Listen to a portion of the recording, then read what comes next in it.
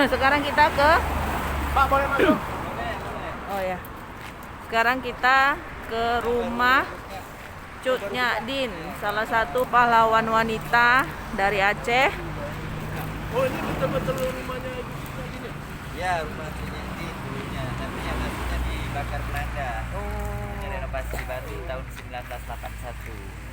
Kena juga tsunami 2004, namun tidak ada yang rusak, cuma atapnya saja yang Ini udah dari 2004 ya? Iya. 2000 bukan 2004 tsunami. Kena juga dia, tapi Ya. nggak ada yang rusak, hanya atap yang rusak. Berarti Rumah tsunami-nya sampai kemari, Pak? sampai kemari. Sini tinggi juga, Pak, tsunami. 2 meter setengah. Oh, 2,5 meter. Jadi kalau kondisi rumah Cut Nyadin yang aslinya dibakar oleh Belanda pada tahun 1896. Oh. Ini pugaran baru tahun 1981. Berarti Oh. sudah 38 tahun juga rumah ini Oh. dibangun kembali. Tapi Dibangun. tetap di posisi rumah asalnya. Berarti ini rumah asalnya, tapi yang dulu dibakar Belanda, ini dibangun kembali. Ya, Sekarang menjadi wisata lah ya, ya jadi tempat wisata, bersejarah. tempat bersejarah. Ya, kalau sumur yang tinggi itu sumur. Oh, itu sumur Itu ya? masih asli dari zaman Cut Nyadin. Oh, itu guys sumur asli dari zaman Cut Nyadin, zaman penjajahan Belanda dulu lah ya. Sumur yang dibangun oleh Cut Nyadin Oh. tahun 1893. Oh, Beliau sengaja buat sumurnya tinggi supaya jangan mudah diracun airnya oleh bencana. sumur yang dibangun oleh pahlawan kita Cut Nyadin.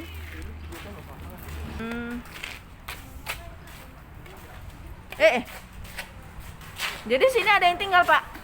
Sekarang jadi dinas kementerian. Oh, Jadi nggak boleh ada yang nanti cuma dijaga, dirawat. dirawat. Oh. Anak-anak beliau nggak ada?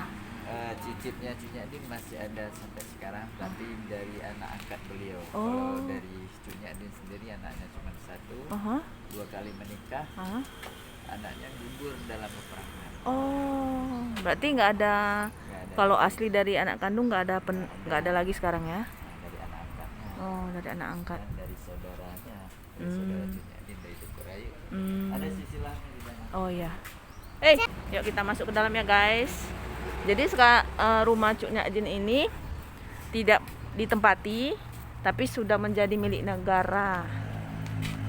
Jadi Mm-mm. ke Bapak nama siapa, Pak? Zahri. Ya, Bapak Saya yang sebagai juru pelihara di sini atau jupel, kami ada 3 orang juru pelihara dan 2 orang security. Ada 5 orang petugas. untuk merawat dan menjaga. Kerjanya aplosan. Aplosan, iyalah. Tiap hari. Berarti sampai malam 24 jam dijaga ya? Yang security-nya sampai malam. Kalau kami juru pelihara ada siang saja. Jadi keunikan rumah adat Aceh ini daripada rumah-rumah yang lain menurut tradisi pada zaman dulu Islam di Aceh sudah terkenal dari abad ke-14. Iya. Jadi rumah bagi orang Islam itu sebagai tempat ibadah dengan ukiran rumah itu bentuk kubah masjid. Oh.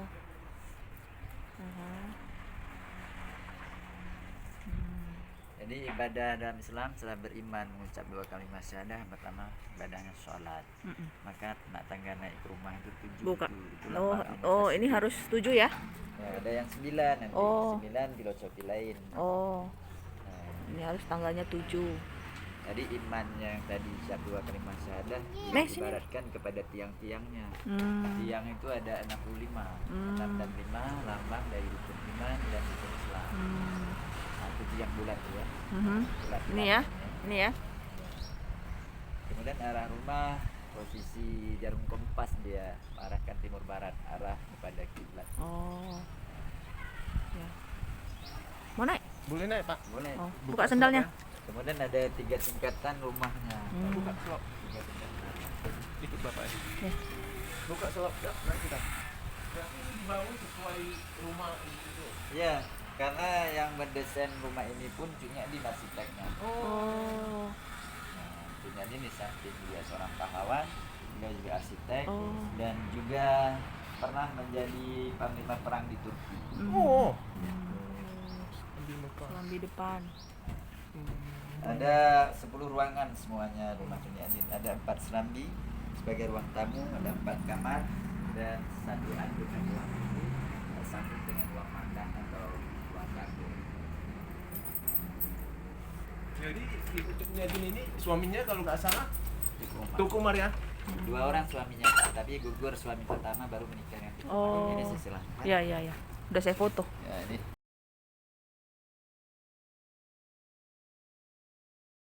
pertama suami Cuknya Din Teuku C. Ibrahim.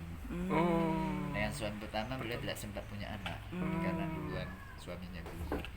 Baru dia menikah kedua dengan Teuku Umar. Teuku Umar ini sepupunya. Oh. Ayah Teuku Umar dengan ayah Cuknya Din saudara kandung. Oh, berarti Masih saudara. masih saudara ya? Ya. Menikah dengan Teuku Umar dia punya anak Cuk Gambang. Cuk Gambang sempat menikah dengan Teuku Mayat di Tiro, anak Cik di Tiro. Cik di Tiro.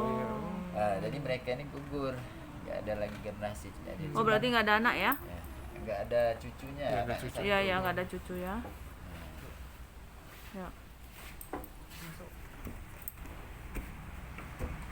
Ini guys, kita lagi melihat rumah pahlawan kita Ini Cuknya Din. foto-foto ini Ya. foto arsip dokumen Belanda yang diambil oleh Menteri Fuad Hasan dari Leiden pada tahun 1987.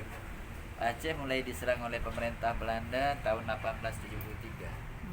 Dengan dilukis kapal perang Belanda masuk ke pantai Aceh ingin menyerang Aceh pada tahun 1873. Pada saat itu James Loden, Gubernur Jenderal Bogor, menyatakan perang dengan bangsa Aceh.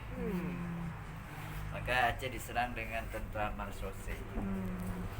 Ini orang Ambon, Sunda, Betawi, Maluku jadikan serdadu Belanda disebut Marsose untuk melakukan perlawanan dengan para pahlawan di Aceh. Nggak ada ini Belanda nih, Belanda hitam. Oh. Ini pengikut Cuknya Din yang ditawan oleh Belanda. Mereka jadi pekerja rodi dalam keadaan tangan diikat.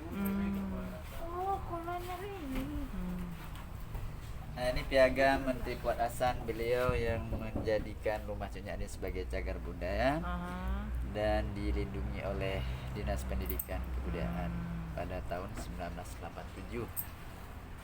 87. Ya. Nah, ini sebagian Melabuh tempat tinggal Teuku Umar. Rumah keluarga Teuku Umar diserang oleh pasukan Fanteja. Namun hasilnya nihil karena nggak ada orang di dalam rumah. Tapi rumah mereka juga dibakar. Berarti ini anggota Belanda nih ya? Ya, kata Belanda. Disebut dengan Marsose. Kalau Jepang, Rahayu. Besar juga rumahnya ya, Pak? Nah, ini keluarga Teuku Umar yang ditawan oleh Belanda. Mereka jadi pekerja rodi dalam keadaan tangan diikat. Pada masa itu foto ini dipublikasikan untuk menjatuhkan semangat Teuku Umar. Kalau Teuku Umar tidak mau menyerah kepada Belanda, keluarganya akan dibantai. Akan dibantai. Nah, akhirnya Teuku Umar ditembak oleh Belanda di ujung Kalak Melabuh, dibuat tugu bentuk kopiah tradisional Aceh. Topi ya. Namanya kopiah Mangketo. Oh, ini masih ada? Masih di Melabuh nih tempat Oh, ditembaknya Melabo. beliau. Oh, Melabo. Ini gambar Teuku Umar bersama pengikutnya. Karena Teuku Umar sebelum melawan Belanda, beliau pura-pura kerjasama dengan Belanda untuk mendapatkan senjata. Oh. Sampai beliau diangkat oleh Belanda sebagai panglima perang disebut dengan Teuku Johan. Oh. Menyamar lah gitu. Ya. Nah, ini foto rumah setelah dibakar oleh Belanda pada tahun 1896. Ini rumah asli. Ini rumah asli. Ini rumah asli. Baru dibangun kembali menyerupai rumah asli. Tahun 96 ya dibakarnya. 1981. 96, 1896. Oh, 1896. Ini dibakar. 1896 dibakar. Dibangun kembali tahun 1981. Hampir 100 tahun. Oh, berarti dibangun kembali tahun 1981. 81 seumur kita lah, udah 40 tahun ya.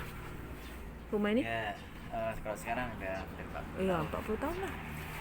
Nah, ini sebagian wilayah Melabuh sempat dijadikan benteng Belanda. Dan foto-foto seperti ini menurut Fuad Hasan masih banyak sekali yang Iya. disimpan di Museum Tinggi Belanda. Ini hanya sebagian kecil yang dibawa pulang oleh Fuad Hasan. Nah, Cuknya Din dalam tawanan ini. Foto asli beliau dalam tawanan. Oh, ini Cuknya Sudah Din. tua beliau dan sudah Ini dalam lusuh tawanan. dan rabun mata. Oh, berarti sempat ditawan juga dia ya. Jadi tawanan diasingkan ke Sumedang. Beliau dia sengaja diasingkan ke Sumedang untuk supaya Sunyadin tidak membangkitkan semangat rakyat Aceh untuk melakukan perlawanan. Oh. Nah, Ini foto Cuk Nyadin Ping. ini foto lukisan Nah, ini Belanda tentang wajahnya. pahlawan nasional dari Aceh. Ya, Cuk Nyadin. Beliau sengaja dilukis oleh Belanda tidak pakai hijab untuk jatuhkan martabatnya. Karena dalam Islam bila seorang pemimpin atau siapa saja orang Islam yang sudah buka aurat berarti sudah meninggalkan agama. Dia tidak bisa didukung lagi. Berarti ini orang Belanda yang melukis. Lukisan Belanda. Disengajakan. Ya. Maksudnya difitnah dulu Iya, iya, iya. supaya mudah ditangkap. Iya, iya. Gak ada lagi pendukung. Iya. Jadi orang pikir dia udah meninggalkan agama Islam ya kan. Nah, ini gambar Ini makamnya. makamnya ya. Nah, di Sumedang di Gunung Puyuh. Hmm. Jadi hari Minggu lalu Hmm. Bupati Sumedang pernah kemari untuk minta izin kepada cicitnya Sunyadin agar diizinkan makam Sunyadin diperbagus. Oh. Dibuat jalan karena susah dijangkau. Iya ya. Susah dijangkau. Jadi supaya mudah dijangkau dibuat jalan bagus. Oh. Kemudian tempatnya diperbagus. Oh, supaya orang bisa mengunjungi gitu ya. Nah, ini yang Nah, ini Cuk Mutia. Oh, tahun ini Cuk Mutia. 1910. Beliau penerus dan Sunyadin untuk melakukan perlawanan dengan Belanda. Cuman beda daerah. Cuk Dia- Mutia dia sama Cuk Nyadin sepupu. sama-sama keturunan bangsawan. Oh. Sudah jauh garis keturunannya. Cuman Tapi- beda daerah. Beliau dari Aceh Utara. Cuk Mutia pun juga bersama suaminya. Cuk Mutia masih ada rumah asli di Aceh Utara seperti ini juga. Hmm. Nah, ini foto dirusaknya jembatan kereta api oleh pejuang Aceh. Jadi ini salah satu strategi dari suami Cuk Mutia untuk melumpuhkan Belanda, dirusaknya jembatan kereta api. Karena transportasi kereta api digunakan Belanda untuk mengangkut tentara dari Indonesia untuk masuk ke Aceh. Nah, ini sepertinya kan tentara Belanda sudah terhambat karena jalan kereta api sudah dirusak. Hmm.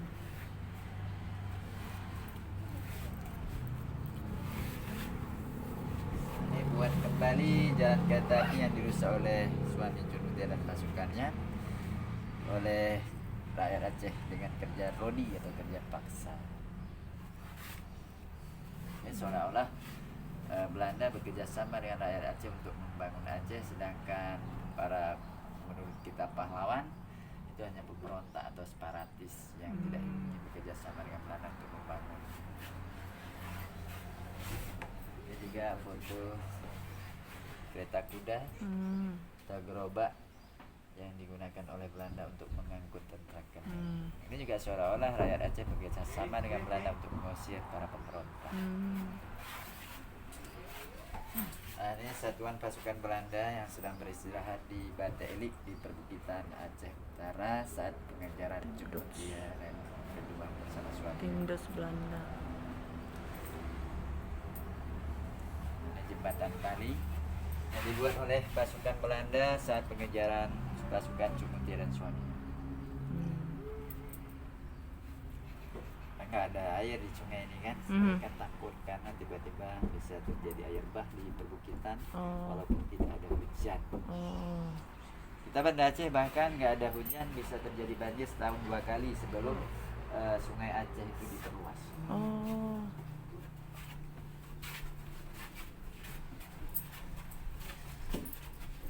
Sunyadin juga membuat strategi dalam rumah. Salah satunya kamar utama beliau tempatkan dayang-dayang atau pengawal. Ini kamar dayang-dayang kamar utama. Kan umumnya kamar utama di sini. atau ditempati oleh tuan rumah. Tapi ini dayang, kamar dayang. Strategi ya. Cuman strategi Sunyadin untuk menandai sebuah dayang-dayang bukan hanya sekedar menulis kamar dayang, tapi dulu tidak ditulis. Ini lambang dia sebagai pengawal asisten. Ini langit-langitnya kuning. Merah. Oh. Nah, kalau penguasa tuan rumah kuning. Kuning. Apa artinya? Kalau pengawal dia menggunakan darah atau energinya untuk menjaga keselamatan keluarga ataupun rumah. Oh. Sama ini dua-duanya. Dayang-dayang. Kemudian kenapa ada ukiran Jepara di kamar ini ya? Karena Tekomar pernah kerja sama Sasa dengan Belanda. Jadi fasilitas rumah ini tidak hadiah Belanda. Artinya Belanda sudah menggunakan money politik untuk membujuk Tekomar dan Cinyadin mau bekerja sama dengan Belanda. Kalau mau hidup mewah kamu nggak usah berperang. Berarti ini lemarinya dibuat ulang lagi lah. Ini juga Ini kamar Cinyadin Jadi guys. berarti dia sampai dia meninggal umur berapa? umur 60 tahun. Ya, 3 tahun. Ini ruang meeting. Pas 60 November. Berarti istilahnya keturunannya masih ada lah ya sampai sekarang. Nggak ada. Cicit itu. Kalau dari Cinyadin enggak ada. Dari asli anak kandung nggak ada. Dari anak Cut angkat. Mutia lah nggak ada. Cik Mutia masih ada. Anak angkat. Oh berarti dia sama Tekomar belum nggak punya. Punya, Punya cuman Meninggal. Meninggal Tadi kan juga. udah ada tuh di Iya, bawah iya, tadi. iya, iya. Silsilahnya udah. Ini dari anak angkat kan. Jadi tempat lah. Nah, ini foto-foto jenderal Ya. Belanda yang terlibat dalam perayaan Oh. Aceh. Dia salah seorang pengkhianat Aceh. Ini ya. Maharaja Panglima Maharaja Timbang Oh, ya. ini pengkhianat Dia orang Aceh. Keling. Sebelum Belanda menyerang Aceh, dia sebagai Panglima Angkatan Laut. Ketika Belanda datang ke Aceh, dia bekerja sama dengan Belanda terus mengkhianati Aceh. Dia bekerja sama dengan Belanda untuk menghancurkan Aceh. Dia orang Keling bukan orang Aceh. Dia Orang India. Orang India. maka kalau di Aceh bila jumpa orang Keling pada zaman perang, Ya. bukan ularnya yang dibunuh, ya, tapi Orangnya. kelingnya. Karena keling biasa pandai mainkan Iya, iya. suling untuk Iya, iya. bermainkan ular. Iya. Bila jumpa ular dengan keling, bukan ular yang Iya, dibunuh, iya. tapi kelingnya. Hmm. Kenapa? Karena ular hanya lidahnya bercabang, tidak bermuka dua. Kalau dia bermuka dua bersama Belanda dia kerja, sama pemerintah Aceh dia bekerja sama juga. Artinya bermuka dua. Oh ya. Ya, bentar. Kemudian ini Christopher yang melawan pasukan Iya. Suami Cumutia di kawasan Aceh Utara. Ini ada makamnya di Aceh. Kemudian karena Aceh tidak bisa dilawan dengan kekerasan, menurut Panglima Timbang, Belanda mengutus seorang ahli agama dari keturunan Yahudi namanya Senok Hokronya. Dia hafal Quran, hafal ribu-ribu hadis, tapi dia untuk menghancurkan Islam. Belajar Islam bukan untuk masuk Islam, tapi untuk menghancurkan Islam. Oh. Yahudi Senok Hokronya ini. Hmm. Kemudian Mayor Jenderal Rikerkov yang tertipu dengan siasatnya Tekomar. Nah, dia ditempatkan oleh James Weldon di Aceh sebagai penguasa Aceh, namun dia tidak sanggup menguasai Aceh sampai Tekomar dijadikan panglima perang Belanda. Oh. Maka Belanda pada saat itu lambang kegagalan Belanda di Aceh disebut dengan Kerkop. Tempat makam tentara-tentara Belanda yang di Aceh disebut nama Kerkop. Di Simpang Taman Aceh. Memang 4 Banda Aceh. Nah, ini James Weldon, Gubernur Jenderal Bogor yang membuat kebijakan untuk menyerang Aceh tahun 1873. Dia membuat maklumat perang dalam bahasa Belanda dengan disebutkan proklamasi Oh. pernyataan perang terhadap rakyat Aceh bahwa Aceh sudah diblokade oleh pemerintah Belanda. Bogor. Kemudian ini Letnan J.J. Febluk yang berhasil melumpuhkan Tekomar dengan pasukannya pada tahun 1899. Jadi duluan meninggal Tekomar dengan Cinyadin. Cinyadin tahun 1908, Tekomar 1999. Dan 9 tahun beda masa. Jangan lari-lari. Ini salah satu benteng pejuang Aceh yang letaknya di pinggir pantai Kurung Raya. Namanya Benteng Indrapatra atau lubang perlindungan para pejuang Aceh. Kemudian ini salah satu benteng Belanda yang ada di bawah bukit, letaknya di daerah Bilui Sibreh. Sekarang tempat ini sudah tidak diabadikan lagi, sekarang sudah jadi camp markas Sing. 112 di Mata ini. Kemudian ini di perbatasan Medan di Aceh Tenggara, Kampung Likat, Belanda juga membuat sebuah camp atau bivak disebut dalam bahasa Belanda, tempat istirahat pasukan Belanda. Ini salah satu sistem pembantaian Belanda terhadap rakyat Aceh. Nah, orang-orang yang dibantai oleh Belanda sebenarnya orang lemah yang tidak sanggup kerja rodi. Setelah ditembak, jasadnya dibuang ke jurang, kemudian dilemparkan bambu-bambu runcing ke atas jasad mereka. Seolah-olah mereka yang dibantai oleh Belanda, mereka yang melawan pemerintah Belanda. Nah, ini jasad dibuang. Ini jalan pembuangan ke sini. Jurang. Seperti jenderal yang dibuang ke dalam lubang buaya. Sebuah benteng juga diserang oleh pasukan Pandalen. Yang dibantai di sana hanya anak-anak dan wanita sampai 516 orang. Kemudian ternyata selamat seorang anak kecil di samping Pandalen. Anak itu dijadikan bukti oleh Belanda mereka tidak membunuh anak-anak. Nah, cuma satu selamat.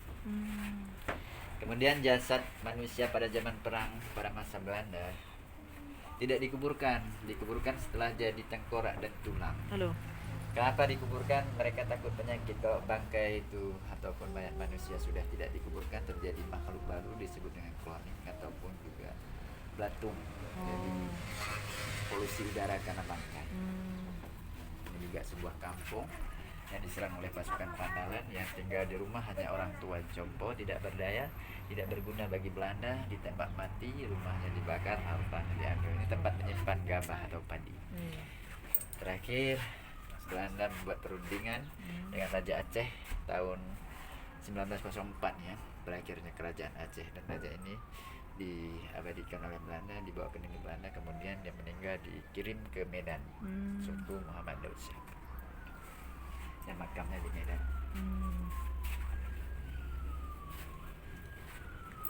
Ini ruang makan. Iya. Nah, di sini ada 2 buah surat peninggalan Belanda yang ditulis dalam bahasa Arab Melayu. Belanda ketika Teuku Umar sedang melakukan perlawanan juga membuat sebuah surat untuk Teuku Umar untuk mengajak berdamai. Ini sebuah surat rujukan kepada Teuku Umar agar berdamai dengan pemerintah Belanda. Dan Teuku Umar pernah kerjasama dengan Belanda. Beliau diangkat sebagai panglima perang besar Gubernur Hindia Belanda. Ini surat kuasanya. Kalau senjata ini duplikat. Iya, bukan yang asli ya. Kita kamar-kamar di dapur, kemudian semua disuruh. Ini sumurnya masih asli Pak. Masih asli. Kuah. Waktu tsunami nggak sampai tsunami masuk ke dalam sumur, tapi mayat-mayat banyak yang terdampar ke sini. Jadi bawa arus tsunami dari pantai Belitung dan juga Cing. dari pantai Gema. Cing. Boleh lihat sumur? Boleh. Cing lele. Malah waktu tsunami sebelum ada air bersih, warga pakai air sumur ini minum dan masak. Ini dalamnya berapa Pak? Dari ditinggikan 3 meter. Ini sumur peninggalan dari pahlawan Cuk Nakdin. Sumur ini dibangun sendiri oleh Cuk Nakdin. Ini memang dari zaman penjajahan Belanda Ya, ya. semennya memang dari ada. Berarti ini asli. Ini asli. Ini sumur asli. Dan dia terendam air tsunami tidak keluar kalau tsunami sekarang. Ini sumur asli dari masa penjajahan Belanda. Salam NKRI. Bangsa yang besar adalah bangsa yang menghargai jasa para pahlawannya.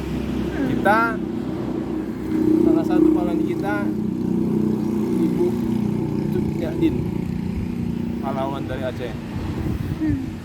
Inilah rumah Ibu Cuk Nyadin, pahlawan kita. Salam Aceh. Bangsa yang besar adalah bangsa yang menghormati jasa para pahlawannya. Merdeka. NKRI harga mati. Dah.